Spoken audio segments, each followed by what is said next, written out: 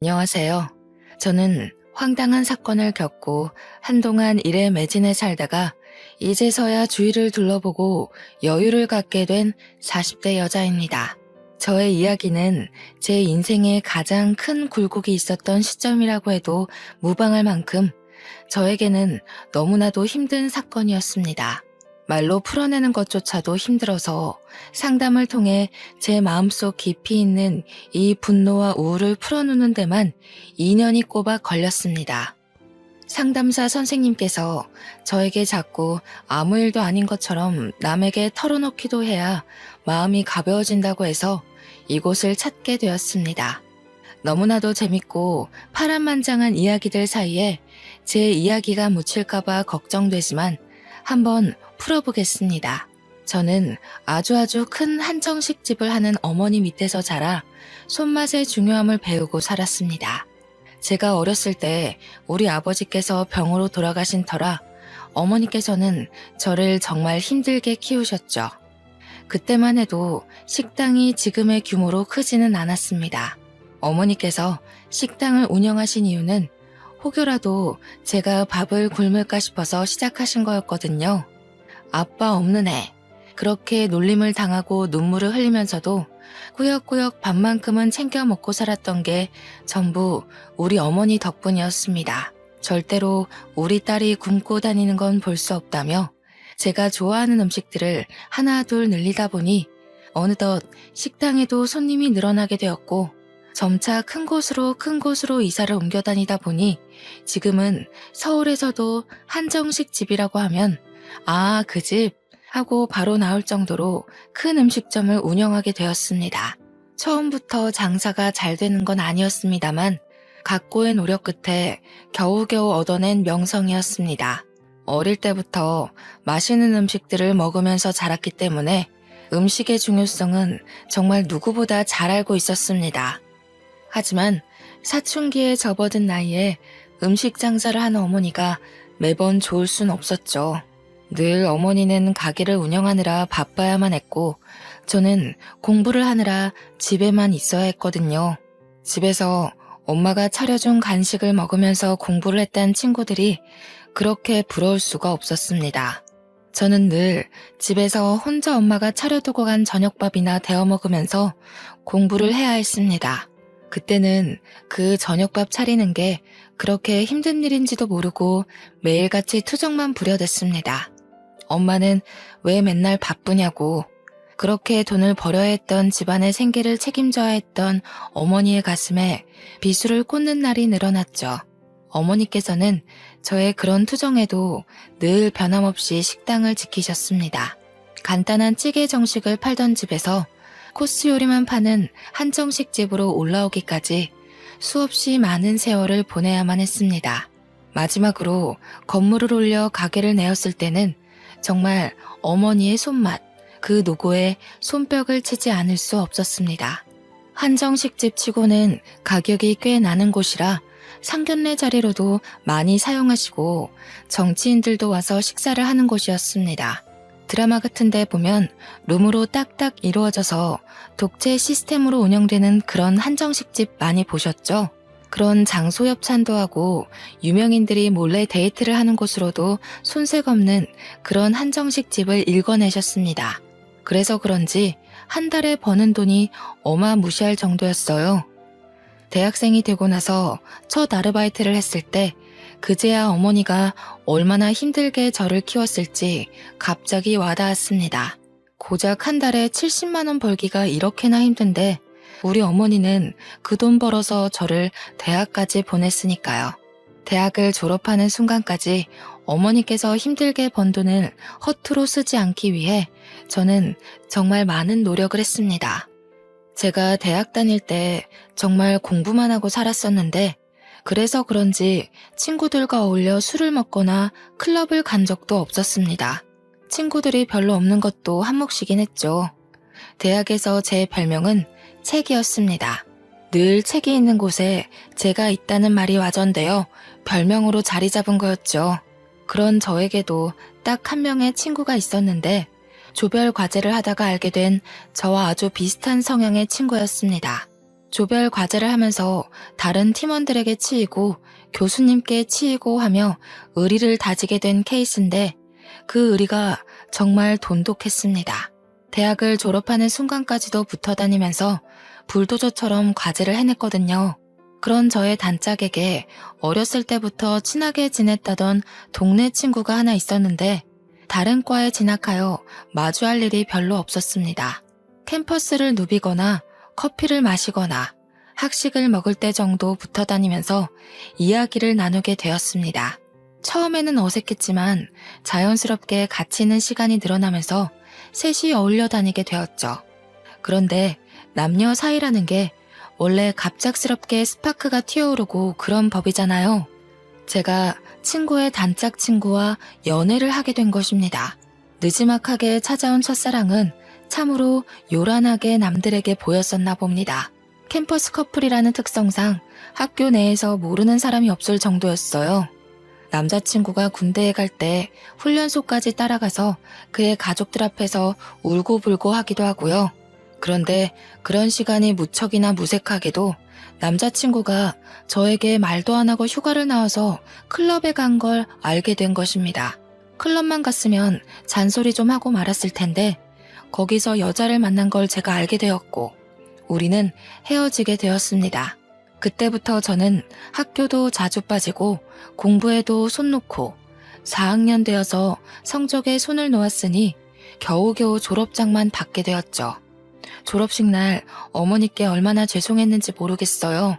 남자친구와 연애를 하기 전까지 정말 좋았던 성적이 갑자기 뚝뚝 떨어지고 학고만 맞지 않으면 다행이다 할 정도였으니까요. 그렇게 힘들게 저를 대학까지 보내주신 건데 참으로 죄송했습니다. 저는 대학을 졸업 후 열심히 취업 준비를 했습니다. 그제야 정신을 차리고 이런 자격증 저런 자격증 모두 기웃거리면서 취업에 도움된다는 건 긁어모으기 시작했습니다. 하지만 3년 동안 취업에 실패하고 좌절하고 결국에는 기업의 눈을 낮추고 했는데도 취업이 되지 않았어요. 저에게 선택할 수 있는 별다른 제한이 없었기에 저는 어머니의 식당으로 취업을 하게 되었습니다. 어머니께서도 언젠가 본인이 늙어 힘이 없어지면 저에게 물려주고 싶다고 하셨기에 일찌감치 식당으로 들어갔습니다. 물론 저도 당연히 안주인 수업을 받게 될 줄 알았는데 제 예상과는 다르게 어머니는 혹독하셨습니다. 식당 설거지 일부터 시작하라 해서 만만하게 보고 시작했는데 한정식 집이다 보니 반찬 가짓수가 많잖아요. 그 작은 반찬 그릇들이 수십 개가 쌓여 있는데 닦아도 줄어들 생각을 하지 않더라고요. 그때 태어나서 처음으로 주부 습진이라는 것에 걸렸습니다. 고무장갑을 끼고 설거지를 해도 그 안으로 물이 다 고여들어와 손이 퉁퉁 불기 일쑤였습니다. 그렇게 3년 동안 설거지에 반찬 나르기에 식기 정리만 하다가 겨우겨우 손님도 맞이하게 되고 계산을 하게 되었습니다. 나름 식당 돌아가는 시스템에 대해서 빠삭하게 알게 된 덕이죠. 저는 여전히 졸업 후에도 조별 과제를 함께하며 의리를 다진 대학 동기와는 연락을 하고 지냈습니다. 그런데 대학 동기와 단짝 친구였던 전 남자친구가 저를 한번 보고 싶다고 했다는 게 아니겠어요. 헤어진 지 벌써 7년이나 지난 후였고 저도 뭐 첫사랑이라고는 하지만 지나간 추억이니 한 번쯤 만나서 대학 시절 이야기를 나누는 거 나쁘지 않다고 생각을 했어요. 대학 동기도 오랜만에 셋이 한번 뭉치자고 넌지시 이야기하길래 저도 알겠다고 했습니다. 그래서 하루 시간을 내서 같이 만나게 되었는데 술을 한잔하고 집에 가려는 찰나 저를 붙잡고 할 이야기가 있다고 하더군요. 저한테 그때는 정말 철이 없어서 미안했다고 한순간의 실수였다고 꼭 사과하고 싶었대요. 저야 뭐 지난 일이니까 알겠다고 했어요. 그러면서 저에게 자기는 지금 중소기업 신인으로 일을 하고 있고 다시 한번 만나보고 싶다는 식으로 이야기를 하더군요. 연애할 때 저희가 얼마나 불같은 사랑을 했었는지 같은 취미에 같은 취향을 가지고 있었다는 사실이 문득 떠올랐어요. 저도 만나는 사람이 없었기 때문에 한번 생각해 보겠다고 했더니 그게 긍정의 의미로 들렸는지 그날부터 저에게 지극정성으로 굴더라고요. 퇴근 시간에 맞춰서 저를 집까지 데려다 주는 건 기본이고, 쉬는 날이면 피곤하지 않게 데이트 코스를 짜오기도 했어요. 엄청 비싼 리클라이너 영화관 같은 데 데려가 쉬면서 영화를 볼 수 있게도 해주고, 마사지도 받게 해주고요. 어딜 가더라도 본인 차로 저를 데려다 주는데 저 약간 감동받을 만하지 않나요? 제가 면허는 있었지만 차는 식당과 집만 오갔기 때문에 필요치 않아서 사지 않았거든요. 아무튼 그렇게 6개월 정도 지켜보다가 예전과 꽤 변한 모습에 새로움을 느껴 다시 만나보기로 결정을 했습니다. 그런데 그때는 저희가 이미 30의 나이를 하고 있었으니 연애만 하기에는 살짝 애매한 시기이기도 했어요. 그래서 진지한 만남을 생각하고 서로의 저축이 얼마가 있는지, 월급이 어떻게 되는지 경제 능력을 다 오픈했어요. 물론 제가 훨씬 더 많이 벌고 모아둔 돈도 많았지만 남자친구랑 같이 있으니 행복하고 즐거워서 상관없겠다 싶었습니다. 대학 동기도 저희가 다시 만난다는 소식에 두 팔 벌려 축하를 해주었어요. 그렇게 헤어지고 나서 괜히 자기가 더 불편했다면서 앞으로는 서로에게 죄짓지 말고 살자고 했습니다. 저도 한번 바람으로 이별을 겪었지만 달라진 모습을 보여주겠다고 믿어달라는 남자친구에게 고개를 끄덕였고요. 그렇게 신나는 연애를 했습니다. 대학생 시절에 했던 연애와는 비교가 안 될 정도로 각자 월급을 벌어 돈을 물쓰듯 쓰는 연애는 재미있었어요. 부모님께 용돈을 받아서 한 달 동안 얼만큼의 돈을 써야 한다는 계산 없이 이루어지는 데이트가 재미없을 리가 없죠. 행복한 시간도 잠시.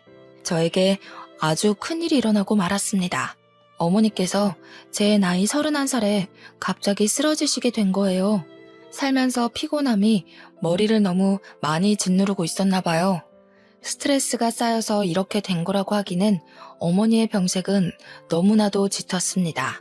뇌혈관이 팽창과 수축을 반복하다가 터졌다고 했는데 그 병색 자체를 너무 늦게 알아버린 겁니다. 골든타임이 지나가는 바람에 어머니께서는 눈을 뜨지 못하셨어요. 저는 제발 몸이 마비가 되는 한이 있더라도 눈만큼은 떠주시기를 간절히 바랐었죠. 하지만 어머니께서는 저에게 짐이 되기 싫으셨던 건지 그대로 아버지가 계시는 하늘나라에 가시게 되었습니다. 31살의 나이에 양쪽 부모를 다 잃은 것도 서러워 죽겠는데 외동딸이었던 저는 갑작스럽게 이뤄진 장례 준비가 너무나도 어려웠습니다. 도우미는 몇 명을 써야 하는지, 음식은 뭘 추가를 해야 하는지, 추모만 해도 모자랄 시간에 결정해야 할 일이 너무나도 많았습니다. 아무것도 모르고 우왕좌왕 병원에서 이렇게 하세요 저렇게 하세요 하면서 이것저것 추가하고 눈퉁이를 맞고 있었던 거죠. 참 가족이 죽어서 정신없는 사람을 두고 장사 속을 그렇게 내비칠지는 상상도 못했던 겁니다. 제가 울면서도 하라는 대로 다 맞춰주고 있자 보다 못한 남자친구가 회사에 연차를 내고 장례식장을 내내 지켜주었어요. 불필요한 것들은 모두 잘라내고 병원과 싸워가며 저에게 필요한 것들만 진행시켜 주었습니다. 제가 얼마나 고마움을 느꼈는지 정말 말로 표현할 수 없을 정도로 고마웠습니다. 그때 그런 생각을 하게 되었어요. 돈이 없어도 어떠하랴, 이 남자면 괜찮겠다 싶어서 결혼을 마음에 심었죠. 어머니의 한식당은 당연한 수순으로 제가 물려받게 되었습니다. 제가 어깨너머로 배워왔던 손맛을 드디어 손님들에게 내보일 수 있게 됐습니다. 우리 매장 매출이 정말 좋았던 이유는 어머니의 손맛 때문이라고 해도 과언이 아니었는데 저도 어머니의 피를 물려받기는 했나 봅니다. 제가 만든 음식도 선대 사장의 맛이 난다면서 단골분들이 정말 좋아하셨어요. 혹여라도 맛이 바뀔까봐 걱정했는데 괜한 기우였다면서 저에게 장하다고 칭찬도 많이 해주셨고요. 이제는 2대째 운영이라는 편말이 붙으니까 오랜 단골 손님들이 저에게 잘해보라면서 용돈도 찔러주고 가셨어요. 이 모든 것이 우리 어머니께서 읽어내신 건데 그럴수록 제 마음의 그리움은 커져만 갔습니다. 그렇게 1년을 더 힘내서 운영을 하다 보니 정확하게 어떤 식으로 운영을 해야 고객 만족도가 더 높은지 알겠더라고요. 아무리 그래도 우리 어머니께서는 옛날 분이셔서 변화를 조금 두려워하셨거든요. 저는 고객 만족도를 높이기 위해 발로 뛰었고 틈틈이 레시피와 인테리어를 손보면서 젊은 고객층들에게도 사랑받을 수 있는 식당으로 운영을 했습니다. 저는 완벽하게 식당 안주인으로서 자리를 잡았고 늘어나는 매출을 보며 직원들에게 더 많은 장려금을 지급했죠. 직원들도 만족하고 고객들도 만족하고 저 역시도 어머니를 그리워하며 식당이 더욱 번창하는 것을 꿈꾸었습니다. 그때쯤 남자친구는 회사를 그만두고 싶다는 고민에 깊이 빠져 있었어요. 알고 보니 남자친구네 회사가 급 성장을 하면서 인력 보충이 필요한 시기였는데 월급이 더 많은 직원에게 나가는 것이 싫었던 사장이 직원들을 갈아내고 있었더라고요. 더 많은 실적을 요구하면서 월급 인상은 없으니 당연히 직원들의 사기가 떨어지고 있는 시점이었던 거죠. 남자친구 역시 매일같이 상사에게 시달리면서 정작 월급은 이전과 다를 바가 없으니 다른 회사로 이직하고 싶다고 생각했던 겁니다. 그래서 저는 솔직하게 남자친구에게 이야기를 했어요. 회사에서 스트레스 받으면서 고생하지 말고 저와 결혼해서 같이 식당 일을 하는 게 어떻겠냐고요. 저에게는 나름 용기 있는 고백이기도 했고 사실 저희 가게 매출만 생각하면 남자친구가 절대 거절할 처지가 아니긴 했거든요. 남자친구는 당연히 제 프로포즈에 긍정적인 응답을 했습니다. 하지만 몇 년을 양복을 입고 회사원이라는 타이틀을 달고 있다가 식당에서 일한다는 게 좀 뭐랄까 마음에 차지 않는다고 했어요. 양복을 입는 게 뭐가 중요한가 싶었죠, 저는. 그래서 남자친구에게 옷차림새가 중요한 게 아니다. 월급을 생각해보자고 했어요.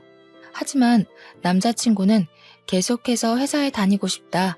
명함에 기업 이름이 찍혀 있었으면 좋겠다고 의견을 굽히지 않았습니다. 그렇게 의견이 미묘하게 충돌하는 와중에 결혼 준비가 시작이 되었고 예비 시부모에게 인사를 하러 가게 되었습니다. 저는 이미 부모님이 모두 돌아가셨기 때문에 남자친구는 저희 집에 인사를 드리러 오지 않았어요. 납골당에 가서 같이 부모님의 영정사진을 보면서 인사를 드렸죠. 아무튼 제가 시댁에 처음 인사를 드리러 간 날 예비 시부모님께서는 저를 아래 위로 쭉 훑어보셨습니다. 그 시선이 곱게만은 느껴지지 않아서 가슴 한구석이 철렁하기도 했습니다. 그런데 시부가 저한테 쓱 식당 이야기를 꺼내더군요. 네가 CC 식당을 운영한다고? 하시면서 거기 엄청 유명한 곳 아니냐고.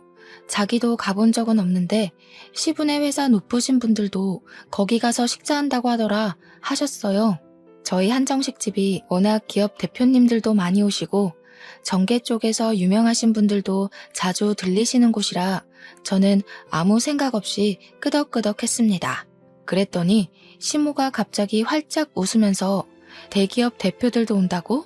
하시면서 그러면 높으신 분들한테 우리 아들 취업 이야기 좀 해보지 그랬어 하시는 겁니다. 저는 그 말이 조금 어이가 없었습니다. 대기업 대표들과 안면이 있다고 해도 식당에 밥 드시러 온 손님에게 어떻게 취업 청탁을 할 수 있겠어요? 그러다가 소문이라도 나면 저희 식당에 단골 손님들 다 떠나가지 않겠습니까? 그래서 저는 시모에게 거절의 의사를 표하면서 웃으면서 이야기를 했어요. 제가 무슨 힘이 있다고 그런 이야기를 하겠냐고요. 그냥 우리 식당에 식사하러 오시는 분들이지 친분은 전혀 없다고 이야기를 했습니다. 그랬더니 시모가 엄청 불편한 얼굴을 하면서 저를 또 아래 위로 쓱 훑어보면서 안이 꼽다는 듯이 이야기를 하시는 겁니다. 너 돈 좀 만진다고 우리 아들한테 하대하고 꼽주고 그러는 거 아니지? 하시는데 느낌이 딱 쎄하더라고요. 그때 그 쎄함에 결혼을 뒤집어 엎었어야 했는데 홀로 남겨진 저는 의지할 곳이 급하게 필요했었나 봐요. 그런 이야기를 듣고도 남자친구와의 결혼을 계속 진행했으니까요. 물론 그 자리에서 남자친구는 제 편을 들었습니다. 시모한테 무슨 그런 이야기를 하냐고 면박을 주었거든요. 그러면서 우리 오래 만났고 잘 살 수 있으니까 걱정하지 말라고 안심까지 시키니 제가 어찌 결혼 안 하겠다고 뒤집어 엎을 수 있겠어요. 그렇게 유달리 피곤했던 첫 만남 이후에 저희의 결혼 준비는 급물살을 타게 되었어요. 나이도 딱 결혼하기 좋은 나이라는데 지지부진하게 끌지 말고 서둘러서 준비를 하자고 하셨습니다. 제가 한두 푼 버는 게 아니라 정말 월 매출이 억에 달하는데 돈이 뭐 아쉬워서 준비 못할 게 있겠습니까? 물론 이것저것 다 빠지고 나면 얼마 안 되는 돈처럼 보이는 돈이 제 통장에 꽂히지만 그래도 월 1,000 가까이 벌고 있었거든요. 그게 웬만한 임원 월급 아니겠습니까? 근데 제가 남자친구한테 이미 얼마를 버는지 다 오픈을 한 상태였잖아요. 제 벌이를 시부모도 전해 들었는지 은근히 저에게 압박이 들어오지 않겠어요. 혼수는 이거로 준비해서 네가 해와라. 우리 집 냉장고 좀 바꿔주라. 우리 집 TV가 작다. 이런 건 아주 귀여운 수준이었습니다. 저에게 명품 가방에 구두, 모피코트를 들이밀었을 때는 이게 뭐지? 싶었거든요. 시모가 자꾸 저를 볼 때마다 이거 사줘 저거 사줘 하는데 우리 어머니께도 못 해드렸던 걸 시모에게 해드려야 하나 싶었어요. 거기다가 집도 제가 어머니 돌아가시고 같이 살던 집에 혼자 살고 있었거든요. 그 집을 신혼집으로 꾸미자고 이야기를 다 끝내놨는데 시모가 신혼집은 따로 구해야 하지 않겠냐는 겁니다. 우리 어머니와의 추억이 담긴 집이라 이사를 가고 싶지 않다고 했는데도 박박 우겨대면서 신혼집을 따로 구하라 하셨어요. 제가 참다 못해서 남자친구에게 신혼집만큼은 양보 못한다. 우리 식당 출퇴근하기도 좋고 집 평수도 큰데 왜 자꾸 신혼집을 구해야 하나 했어요. 그랬더니 시모가 저에게 전화가 와서 한다는 소리가 뭔지 아세요? 그 집 사람 죽은 집 아니냐고 하더군요. 우리 아들도 뇌출혈로 죽으면 어떻게 하냐고 집 터가 나쁜 것 같대요. 제가 그 말을 듣고도 제정신일 수 있었겠어요? 다른 것도 아니고 우리 어머니의 죽음을 가지고 그렇게 이야기할 수 있나요? 저는 정말 시모가 사이코패스인 줄 알았습니다. 뇌출혈로 사람 죽어난 집에 살면 우리 아들 죽을까봐 겁나서 그 집에 살지 않았으면 좋겠다는 게 정말 다시 생각해도 너무 열받고 화딱지가 나네요. 그래서 제가 어떻게 할게요? 바로 헤어지자고 했습니다. 그런 말을 하는 가족은 내 가족으로 받아들일 수 없다. 어떻게 사돈의 죽음을 가지고 그딴 소리를 할 수 있냐고 막 쏘아붙였습니다. 남자친구도 제 입에서 헤어지자는 이야기가 나올 거라곤 상상도 못했는지 무척 당황해하면서 변명도 못하더라고요. 저는 남자친구의 얼굴도 보기가 싫었고 만나주지도 않고 연락도 피하면서 이별을 준비했어요. 제가 오죽하면 결혼 준비를 하던 와중에 헤어지자고 했겠습니까? 말을 다 안 해서 그렇지 그동안 화나는 일이 한두 가지가 아니었습니다. 제가 이별하자고 했더니 시부모도 저에게 처음에는 연락이 와서 우리도 부모 없는 애 싫다, 식당하면 억척스러운 거 아니냐 하시며 흑백 논리를 펼치셨습니다. 남자친구가 집에 가서 어떤 이야기를 어떻게 했는지는 몰라도 한 2주일쯤 지나니까 맨날 우리 식당에 찾아와서 미안하다고 하시더군요. 순수하게 미안하다고만 하시진 않았죠. 뭐 우리 아들이 너 아니면 죽겠다는데 다시 한 번만 만나줘라 라는 명령조였어요. 당연히 저도 그럴 일 없습니다. 가세요 하고 보내드렸죠. 처음에는 남자친구가 제 다리 붙잡고 늘어지더니 남자친구가 나타나지 않으면 시부모가 나타나서 다리 붙잡고 늘어지고 뭐 이렇게 억척스럽다니 너는 부모가 없니 하다가 갑자기 돌변해서 저러니까 나중에는 짜증이 나더라고요. 한두 달 동안은 경찰에 신고하겠다, 찾아오지 말아라 하다가 저도 지쳐버린 거죠. 어느 날 퇴근하는데 정말 피골이 상접하다는 말이 어울릴 정도로 피폐해진 남자친구가 제 앞에서 무릎을 꿇더라고요. 가족들이랑 인연을 끊고 살겠다면서 저 없으면 안 된다고 울고불고 하는데 마음이 좀 동하더라고요. 우리 부모님의 죽음을 욕되게 한 인간이랑은 상종하지 말아야지 했는데 그동안 사랑했던 기억이 밀려오고 그래서 저도 모르게 남자친구한테 그럼 앞으로 정말 인연 끊고 살 수 있겠냐고 물어봤어요. 그러니까 저에게 끄덕이면서 절대로 연락도 안 오게 해주겠다고 걱정 말고 자기 한 번만 믿어봐달라고 하더라고요. 이미 반 이상 결혼 준비가 진행되었던 터라 마지막으로 한 번만 믿어보겠다고 하고 결혼을 진행했습니다. 그렇게 식당 일 하면서 틈틈이 식장을 알아보고 웨딩드레스도 고르고 웨딩 사진까지 촬영 다 하고 나니까 시기 코앞이었습니다. 싱숭생숭한 마음을 뒤로한 채 저는 남편의 손을 잡고 버진로드를 걸었고 결혼식을 무사히 마치게 되었어요. 식장에서 시부모들은 제 눈도 제대로 못 보시더라고요. 평생 그렇게 저를 불편해 해주십사 요청을 드리고 신혼여행도 잘 다녀왔습니다. 제 식당 명성에 맞게 번쩍번쩍하게 돈을 처발라가면서 온갖 손님들을 다 초대해서 결혼식을 올렸거든요. 심지어 저희 단골 손님들 중에 유명하신 기업인들께서 혼주석에 앉아주시겠다고 할 정도로 제 기가 눌리면 안 된다고요. 주변에서 저를 엄청 신경 써주신 따뜻한 결혼식이었어요. 시부모도 저희 측 손님들을 보시고는 조금 놀란 눈치였습니다. 혹여라도 남편의 취업 청탁이라도 할까봐 조금 긴장되기도 했지만요. 아무튼 신혼여행 다녀와서도 시댁에서는 저에게 일절 연락이 없었고 저는 편하게 식당 일을 했어요. 명절이 다가와서 어떻게 해야 하나 하고 있는데 남편이 저에게 갈 필요 없다고 하더라고요.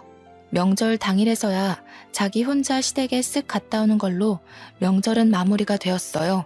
저도 어차피 우리 부모님에 대해 그렇게 말했던 사람들의 얼굴을 보면서 하하호호 웃으며 식사하기가 좀 싫었거든요. 거기다가 명절이 되면 저희 식당이 쉴 틈 없이 엄청나게 바쁘기도 하고요. 명절 당일 하루 쉬지만 앞뒤로 예약이 꽉꽉 찰 정도로 바쁜 식당이니 직원들만 두고 제가 시댁에 가기도 좀 뭐하잖아요. 우리 어머니께서도 명절에 단 하루도 쉼없이 바쁘게 사셨던 분이셨고요. 그래도 동방예의지국에서 며느리로 맞이하는 첫 명절인데 그냥 넘어가긴 또 마음이 그래서 전화는 드렸어요. 명절에도 식당 일이 바빠서 방문은 못할 것 같으니 생신 때 제대로 챙겨드리겠다고 했습니다. 그때까지도 결혼한 지 얼마 안 된 시점이기에 저에게 지은 죄가 있으셔서 그런지 알겠다고만 하셨습니다. 물론 남편도 시부모한테 잔소리를 엄청 퍼부었던 것 같긴 했어요. 한 2년 동안은 아무 탈 없이 행복한 신혼을 보내면서 잘 살고 있었습니다. 남편은 결혼하고 1년 동안 재취업 준비를 해보겠다고 하더니 여전히 볼품은 없지만 중소기업에 취업해서 월급도 꼬박꼬박 가져오고 있었고요. 우리도 서로의 생활에 익숙해진 시점이라 슬슬 아이를 가져볼까 하고 생각을 하고 있었습니다. 그 전까지는 저도 상황이 어떻게 될지 모르고 또 시부모님이 언제 돌변하실지 몰라서 피임을 하고 있었거든요. 사실 부부라는 게 그렇잖아요. 아이가 들어서야 진정한 가족을 이루는 그런 느낌. 요즘 젊은 사람들은 딩크족이다 뭐다 해서 아이를 갖지 않기도 하지만요. 저는 뭔가 내 가족을 이루려면 아이가 있어야 한다는 생각이 뼛속 깊이 자리 잡고 있었어요. 그래서 남편에게도 은근히 가족 구성원에 대해 이야기하면서 아이를 가지고 싶다는 의사를 내비쳤죠. 이제는 남편도 돈을 벌어오고 저는 정말 완벽하게 제 식당을 운영하고 있었기 때문에 지금 시기가 딱 좋다고 생각했습니다. 임신 준비를 하기 위해 피임약 복용을 중단하고 각종 영양제를 챙겨 먹으면서 몸의 회복을 기다리고 있었어요. 그런데 말이죠. 저는 나름 남편에 대해 모르는 게 없다고 생각했는데 집중하고 있던 식당 일에서 눈을 돌려 남편만 바라보고 있으니 뭔가 이상하더라고요. 그때는 저도 피곤해서 생각도 안 했었는데 임신을 준비하려고 하니 남편이 자꾸 피곤하다고 하면서 거부하는 게 수상했어요. 물론 남편이 아직은 회사에서 제대로 된 프로젝트도 못하고 이리저리 쫓겨만 다니는 처지인 걸 알아서 이해하려고 했는데 아무리 회사 일이 힘들고 지친다고 해도 그렇게 힘든 일인가 싶은 거죠. 은근히 저를 피한다는 느낌도 들고 그래서 이 사람이 바람을 피운 전적이 있었으니까 저도 의심이 가는 겁니다. 그래서 집중적으로 남편을 주시하기 시작했어요. 근데 딱히 별거 없긴 하더라고요. 회사 퇴근해서 한 달에 한두 번씩 회식 있을 때 빼고는 늦게 끝나는 저를 식당 앞까지 매일 데리러 오고, 제가 좀 예민한 건가 하는 타이밍에 남편이 회식이 있다고 차를 두고 간다고 하더라고요. 그래서 제가 남편 차를 끌고 식당에 오면서 블랙박스를 뒤져보았습니다. 근데 거기서도 별거가 없는 거예요. 그냥 날짜별로 시간대별로 정리가 된 블랙박스들만 있었어요. 기록을 뒤져봐도 여자 같은 건 보이지 않았고요. 듬성듬성 비는 시간이야 차량 시동 꺼두면 꺼지니까 출퇴근 시간은 다 잘 찍혀 있었고요. 저는 순간 저에게 의부증 같은 게 생긴 건 아닌가 진심으로 고민도 했었습니다. 그러던 어느 날 주말, 남편이 뜬금없이 대학 동창들을 만나러 간다고 하는 겁니다. 누구를 만나냐고 물어보니 남편이 과 동기들 이름을 대는데 저는 잘 모르는 친구들이었어요. 제가 은근히 웃으면서 너 동창들 만나러 간다고 해놓고 다른 데 가는 거 아니지? 하니까 허둥지둥 대면서 아니라고 하더라고요. 우리 단짝 친구 이름을 대면서 걔도 온다고 하길래 아 그래? 하고 말았습니다. 술에 완전히 취해 들어왔길래 다음날 아침에 해장국 끓여주고 친구도 숙취에 좀 시달리겠다 싶어서 전화를 걸어 오랜만에 안부를 물었어요. 어제 술 많이 마셨냐고 하니까 술 안 마셨다고 하더라고요. 그래서 동창들 만났는데 술을 안 마셨어? 하니까 자기는 집에 있었대요. 그래서 남편에게 바로 말을 했죠. 걔는 어제 집에 있었다던데? 하니까 뭐 오겠다더니 안 온다고 말 바꾸더라 하면서 어물쩍 넘어가더라고요. 그래서 딱 말했어요. 어제 동창 모임 없었지? 너 혹시 바람 피우니? 이렇게요. 죽어도 아니라고 이야기하는데 저도 증거가 없어서 일단은 남편의 행적을 지켜보기로 마음먹었습니다. 행동 하나하나를 지켜보는데 평소랑 크게 다를 바가 없긴 했어요. 그래도 쉽게 의심을 버리지는 않았습니다. 저희가 원래 서로 휴대폰에 비밀번호를 걸어두고 신경을 쓰지 않고 지냈거든요. 그런데 바람의 기본은 휴대폰 아니겠어요? 남편이 씻으러 간 사이에 비밀번호를 대충 유추해서 이것저것 눌러봤는데 하나도 맞질 않더라고요. 휴대폰만 뒤지면 뭔가 나올 것 같은 기분에 저는 남편이 잘 때까지 기다렸다가 지문 인식을 통해서 비밀번호를 풀었습니다. 순간 고민도 많이 되긴 했어요. 판도라의 상자를 열어버린 느낌이 들더라고요. 이 사람이 정말 바람을 피운 거면 난 어떻게 해야 할까 하는 생각에 볼까 말까 고민이 되었습니다. 하지만 남편이 바람을 피운다고 하면 저도 같이 살 이유가 없는 거나 마찬가지 아니겠어요? 이혼까지도 생각을 하고 결단을 내렸고 저는 그 판도라의 상자를 열어 천천히 살펴보기 시작했습니다. 남편의 문자를 막 뒤지고 있는데 어느 대학병원에서 온 문자가 엄청 많은 게 아니겠어요? 카드 내역을 살펴보는데도 병원 내에 있는 카페에서 찍힌 영수증 문자가 많이 있었어요. 커피 사 먹은 거, 샌드위치 사 먹은 거. 저는 순간 남편 회사가 병원에 뭐 납품하는 회사였나 싶어서 곰곰이 생각을 해봤죠. 근데 아무리 생각해도 병원이랑은 연관이 없는 거예요. 순간 머릿속에 스치는 생각이 하나 있었습니다. 바로 시부모님이었어요. 혹시 시부모가 어디 아파서 병원에 입원은 한 게 아닌지 싶었던 거죠. 저와 정말 연락을 하나도 하지 않고 살고 있었기 때문에 저에게 입원한 걸 비밀로 하신 건가 싶었습니다. 달력을 확인해보니 곧 시모의 생일이 다가오고 있기도 해서 저는 다음날 눈을 뜨자마자 시모에게 전화를 걸었어요. 다음 주에 생일이신데 어떻게 하실 거냐고, 뭐 드시고 싶은 거 있냐고 살갑게 물어보니 뭐 할 거 없다고 하시더군요. 왜요? 하니까 자기 좀 쉬고 싶다고 이번에는 그냥 넘어가자 하시고는 전화를 황급히 끊으셨습니다. 결혼 3년 만에 처음으로 있는 일이었어요. 매번 생일 때마다 저에게서 뭐 하나 더 뜯어먹으려고 준비하시던 분들이셨거든요. 그래서 혹시 어디 아프시냐고 물어보니까 나이 들면 다 그런 거지 하면서 그냥 이렇게 넘어가시더라고요. 어디가 아프면 저한테 솔직하게 이야기해주면 좋으련만. 그래서 남편이 병원 갔다 온 흔적을 봤다고 했어요. 솔직하게 말해달라고 하니까 갑자기 정색을 하시면서 넌 알 거 없다 하고 끊으시는 거예요. 너무 당황스럽잖아요. 수상하기도 하고요. 그래서 남편에게 이야기를 했습니다. 내가 모르고 있는 게 뭐냐고. 도대체 병원은 왜 간 거냐고 물어봤어요. 시모가 어디 아픈 건 아니냐. 생일 때는 왜 만나지 말자고 하냐. 이렇게 막 따져 물으니까 저한테 병원 간 건 어찌 알았냐고 화를 내는 겁니다. 얼굴이 정말 썩은 채로 어떻게 알았어? 하길래 문자 좀 훔쳐봤다 하니 그걸 왜 보냐고 성질을.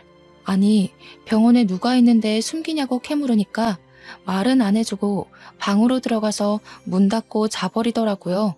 너무너무 수상해서 다음날부터 제가 매니저에게 가게를 잠시 맡기고 남편 회사 앞에서 몰래 잠복을 했어요. 택시를 하나 하루 통으로 빌려서 남편 뒤를 쫓았는데 남편이 회사에서 일찍 나와 병원으로 가는 게 아니겠습니까? 그래서 몰래 내려서 뒤를 티 안 나게 밟았습니다. 어느 병실 앞에서 남편이 피곤한 듯한 표정을 짓고 들어가려고 하는데 시모가 딱 병실 앞에 나와서 남편을 맞이하더라고요. 근데 시모가 병원복을 입고 있지 않았어요. 시부가 아픈 건가? 그럼 나를 왜 속인 거지? 싶어서 남편이 병실에 들어가는 걸 확인하고 저도 뒤따라서 그냥 병실에 들어갔습니다. 문을 딱 열고 들어가니까 남편이 웬 4~5살 되어 보이는 꼬마애를 무릎에 앉혀놓고 있고 시모는 웬 여자한테 물을 먹이고 있었어요. 피부도 거무죽죽하고 머리도 다 빠져있는 여자를 보고 처음 보는 얼굴이라 이게 누구야? 하는 표정으로 남편을 바라봤죠. 제가 병실에 들어가는 순간부터 얼음이 되어버린 남편과 시모를 보고 저는 어리둥절했습니다. 근데 그 아파서 다 죽어가는 여자도 저를 보고 완전 동공지진이 나더라고요. 이게 무슨 상황이지 하고 있는데 남편 무릎에 앉아있던 남자애가 남편에게 폭 안기더니 이런 말을 하더라고요. 아빠, 저 사람은 누구야? 아빠? 아빠? 저는 진짜 그대로 뒤로 넘어가는 줄 알았습니다. 내 남편에게 아빠라고 부르는 저 아이는 뭐고 그럼 누워있는 저 여자는 뭐지? 하는 생각 때문에요. 시모가 저한테 정말 놀래서 여긴 어떻게 나타났냐고 벌벌 떨면서 물어보더라고요. 마치 귀신 보듯이 저를 바라보는데 남편도 똑같은 얼굴로 저를 보고 있었고요. 이게 다 무슨 일이야? 아빠라니? 저 여잔 누구고 당장 말 못해? 제가 소리를 꽥 지르니까 남편이 저를 끌고 나와서 이야기를 하자고 했어요. 그러는 순간 누워있던 여자는 기절하고 시모는 의사 부르라고 난리를 치고 남편은 저에게 그제야 이실직고를 하더라고요. 알고 보니 저랑 헤어져 있던 그 잠깐 사이에 그러니까 결혼 준비하다가 엎어진 그 잠깐 사이요. 그때 술을 먹고 술김에 하룻밤을 같이 보낸 여자인데 그 여자가 단 하룻밤에 임신을 했다고 나타났다는 거였어요. 우리가 결혼 날짜를 다 잡아둔 상태에서 나타나 애를 지우라고 병원에 같이 가게 되었는데 그때 암을 발견했대요. 애를 낳고 항암 치료를 시작해서 괜찮아진 줄 알았는데 바로 재발하는 바람에 오늘 내일 한다면서 저는 이 이야기를 듣고도 꿈인가 생시인가 구별이 가지 않았습니다. 그런데 남편이 하는 말이 가관이더군요. 저 여자가 오늘 내일 하는데 보험금은 타야지 않겠어? 보험금 수익자를 내 이름으로 해두었거든. 아무래도 애가 있으니까. 그거만 해도 수억이야, 수억. 보험금 타면 사업할 계획도 다 짜놨단 말이야. 저는 남편이 사람 새끼로 보이지 않았습니다. 이거 미친 새끼 아니야? 당장 이혼해. 보험금 타면 좋은 거지 무슨 이혼이야. 야, 그러면 애는 어쩔 건데. 나보고 지금 남의 새끼 데려다 키우라는 거야 뭐야? 애는 고아원으로 보내면 돼. 저는 진짜 사이코패스 검사라도 받게 하고 싶었습니다. 한창 실랑이를 벌이고 있는데 시모가 나와서는 남편 말에 힘을 실어주는 게 아니겠어요. 바깥일 하다 보면 남자가 한 번쯤은 한눈도 팔고 그럴 수 있는 게다. 그런 걸로 일일이 따지고 들면 피곤해서 어찌 살겠니? 손주는 내가 키우든지 할 테니까 걱정 말고 애 키울 비용만 좀 도와다오. 저는 이 집안 인간들이 아주 다채롭게 미쳤구나 싶었습니다. 제가 대놓고 이혼할 거라고 합의 이혼 서류 보낼 테니 도장 찍어라. 도장 안 찍으면 소송하겠다고 했어요. 불륜의 증거로 애가 떡하니 있는데 장난칠 생각하지 말라고 하고 변호사부터 바로 선임했습니다. 근데 다음 날부터 남편이 집에 안 들어오더라고요. 막 나가는구나 하고 있는데 그 여자가 그때 기절한 이후 정신을 차리지 못했고 죽었다는 소식을 전해왔습니다. 그러면서 남편이 장례식장이라고 다 정리하고 보험금 타서 갈 테니 이혼은 못 해주겠대요. 애가 불쌍하지 않냐고 물어보니까 고아원도 다 알아봤고 정도 그렇게 안 가는 애라고 하는 겁니다. 저는 미친 새끼라고 읊조리며 전화를 끊어버렸습니다. 장례식이 모두 끝난 시점에 제가 이혼 서류를 들이밀었어요. 초췌해진 몰골이 하룻밤 사이에 생긴 인연이라고 하기엔 좀 깊어 보여서 마지막 남은 정까지 모두 털렸습니다. 근데 갑자기 저한테 시모도 남편도 잘못했다고 막 비는 게 아니겠어요. 이건 또 무슨 짓인가 싶어서 잠자코 있으니 시모가 헐레벌떡 자기 변명을 하더군요. 애가 무슨 죄가 있겠니? 그래도 반쪽이나마 핏줄이니까 정부치고 같이 살아라. 응? 이게 다 무슨 개소린가 싶어서 알아보니까 아이의 친모가 남편이 자기 죽으면 애를 버릴까봐 보험금 수령인을 죽기 전에 바꿔둔 것이었어요. 남편이 아닌 아이의 이름으로요. 남편한테는 계속 너한테 줄 테니 아이를 부탁한다고 거짓말을 했던 거죠. 보험금도 못 받게 생겼는데 이혼까지 당할 판이니 발등에 불이 떨어져서 잘못했다고 비는 거였습니다. 야, 이 등신아, 아주 고소하다 고소해. 어디 애를 가지고 장사를 하려고 들어? 다 녹취해놨으니까 넌 1,000벌이나 받아. 그러고 저는 이혼 소송을 걸었습니다. 이 사건의 숨겨진 이야기가 모두 풀렸으면 세상에 이런 일이 같은데 소개될 법도 했는데 말이죠. 결국 남편은 완전 빈털터리로 이혼 소송에서 패소해 저희 집에서 쫓겨나게 되었고 시부모가 애를 키우고 있다고 들었습니다. 아기가 아직 너무 어려서 혹시라도 구박이라도 받고 돈도 다 빼앗길까봐 불륜의 증거지만 조금 마음에 걸리더군요. 애는 죄가 없잖아요. 이왕이면 전 남편이 더 지옥으로 갔으면 좋겠다 싶기도 했고 우리 식당에 재무관리를 해주는 자산관리사에게 슬쩍 이야기를 했더니 법적으로 묶을 수 있다고 이야기를 해주었습니다. 그래서 웃돈을 더 얹어주고 처리를 부탁드렸어요. 은행이랑 계좌를 성인이 될 때까지 사용하지 못하게 묶을 수 있다고 하던데 너무 어려워서 잘 못 알아듣겠더라고요. 나중에 남편이 그 돈 뺏으려고 시도했다가 실패했는지 저한테 연락 와서는 무슨 짓을 한 거냐고 따지더군요. 저는 얄밉게 전 남편에게 고아원에 애를 버린다더니 보험금이 탐나서 그것도 못하지? 하면서 약 올리고 차단을 해버렸어요. 저희 가게에 몇 번이고 찾아왔었지만 저는 이 일 이후에 식당의 보안업체 시설을 더욱 강화시켰기에 저를 만나지는 못하고 돌아갔죠. 저는 몇 년이 지난 지금 여전히 잘 나가는 식당 주인으로 잘 살고 있습니다. 전 남편은 글쎄요. 혼자 알아서 살고 있겠죠. 더 궁금하지도 않고 평생 자신이 벌인 일을 속죄하면서 나락에서 살길 바랄 뿐입니다. 제 이야기를 들어주셔서 고맙습니다.